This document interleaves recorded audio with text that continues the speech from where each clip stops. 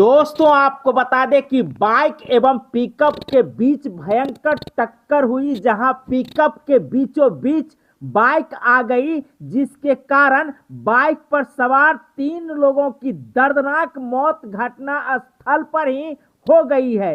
बता दें कि ये घटना जो घटी है ना, ये मधुबनी जिला के खजौली थाना अंतर्गत ठाहर गांव के नजदीक घटी है। मोटरसाइकिल पर सवार एक ही परिवार के 3 सदस्य थे, जो मोटरसाइकिल पर सवार होकर के जा रहे थे। वहीं दूसरी तरफ से आ रही तेज रफ्तार पिकअप से टकरा गई और टकराने के बाद की जो स्थिति बनी है वो प्रत्यक्षदर्शी बता रहे हैं कि इतनी तेज आवाज आई जिससे लोग दहल गए। प्रशासन घटना स्थल पर मृतक की पहचान करने लगे। वहीं मृतकों को जो है पोस्टमार्टम कराने के लिए सदर हॉस्पिटल भेज दिए। बताया जा रहा है कि मोटरसाइकिल पर सवार एक ही परिवार में एक साला और 2 जीजा थे, जो अपने घर से कहीं जा रहे थे।